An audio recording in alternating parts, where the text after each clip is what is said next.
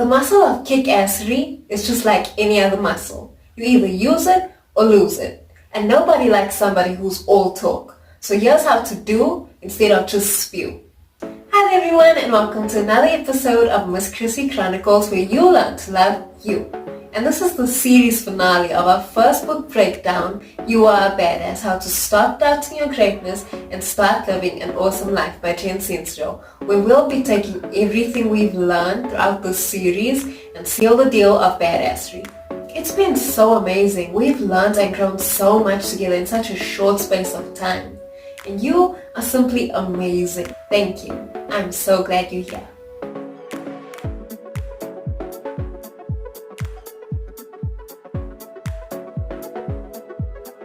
First and foremost, I want you to remember to surrender. When we want something so badly and are working tirelessly to get it, if we don't surrender, we'll be pushing it away instead.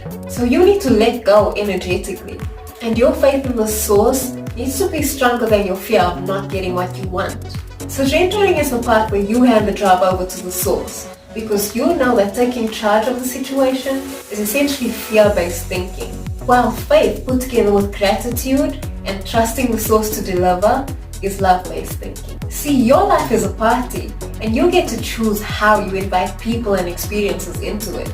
Looking and feeling good, as well as being grateful that not only is the person that you are seeking you out too, but that the universe is conspiring to bring you together. Energy needs to flow, otherwise it stagnates, and surrendering puts you in the flow.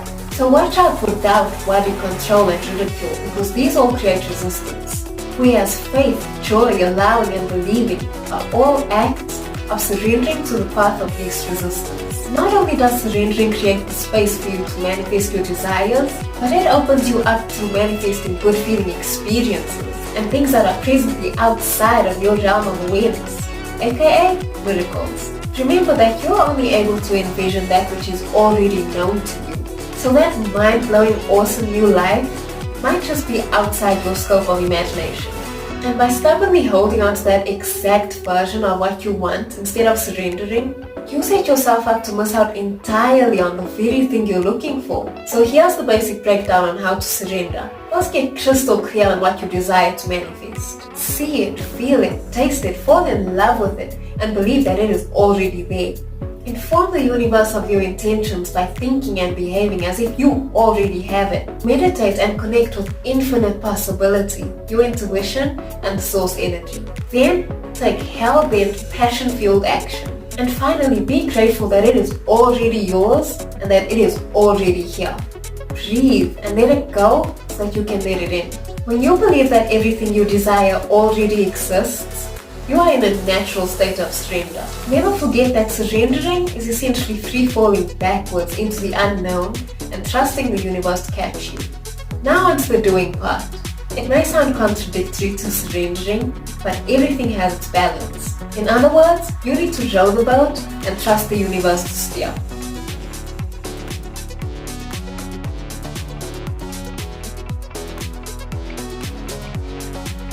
An epiphany is a visceral understanding of something you already know. And once something moves from your brains to your bones, that's when you can start using it to change your life. If you take anything from this video, let it be this: I tried is the poor man's version of I kicked ass today. When it's actually the willingness to push through tough challenges, not shrinking from them back to your comfort zone, that separates the successful from the unsuccessful. And you know what? New level, new devil. But you have to keep the faith, always, even when your ass is on the line. Here's how. First, send your bad habits packing. Successful people have good habits, while unsuccessful people have illusory habits. And how do you form a habit? Decide to. Literally whatever you want to do, start developing successful habits if you want to be a successful person. Do whatever it takes, no excuses.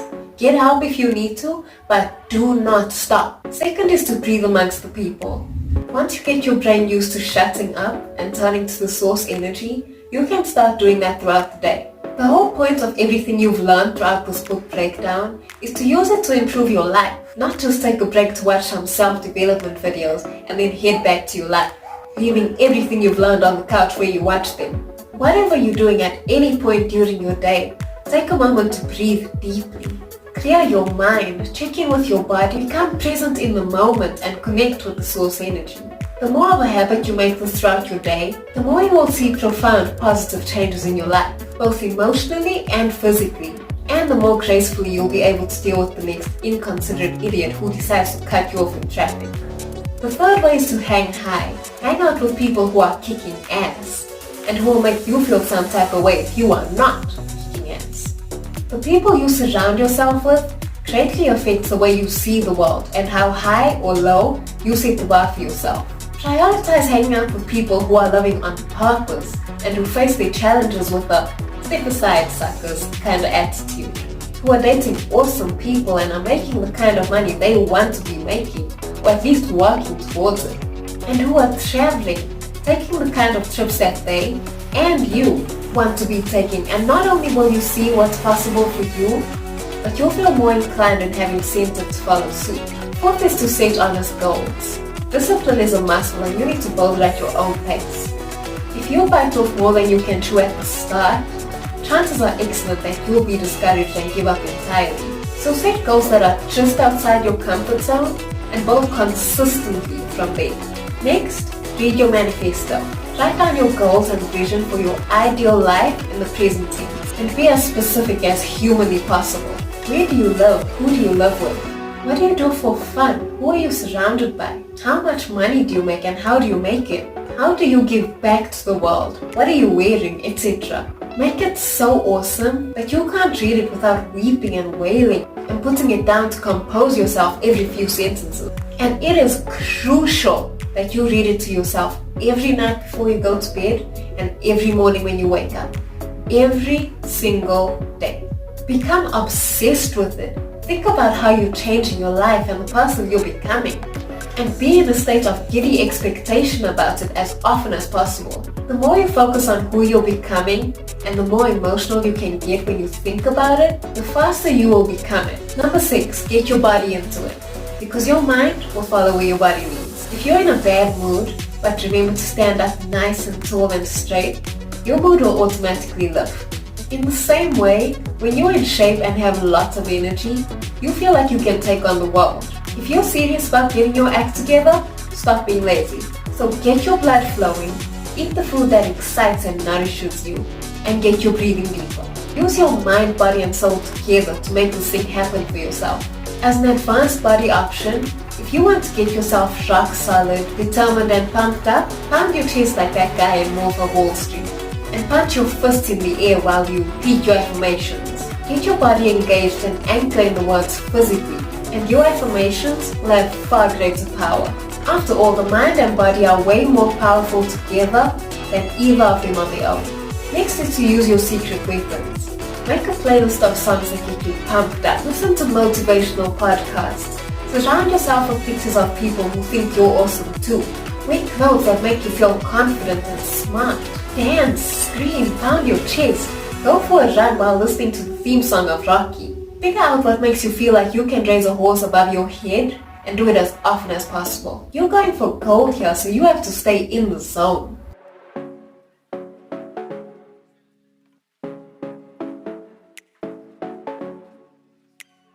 That brings us to the 8th and final way to lock in. You need to give yourself the permission and the means to be who you truly are, regardless of what anybody else thinks or believes. Do not deny yourself the life you want to live because you're not good enough, or that you'll be judged, or that it's too risky. Because who does that benefit?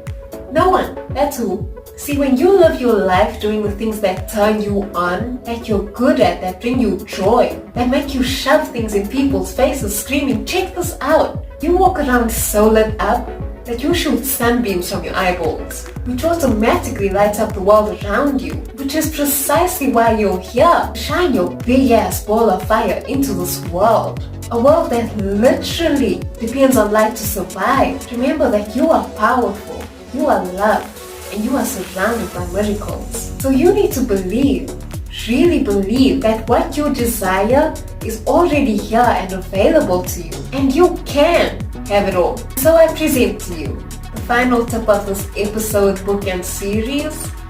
love yourself because you are badass. Thank you so much for watching this video, and big up to everybody who's been following the series. I absolutely love this book, and it's a bittersweet ending, but those just open the door for new beginnings. And believe me, there is lots more self-loving goodness where that came from. So drop a like if you're locked into your self-love journey, and comment which parts of the series you enjoyed the most. Subscribe for more self-love content, and turn on your post notifications because I upload twice a week, and here at MCC, the good times just keep on coming. I'm not shying, you are. Now go out and love yourself. Bye!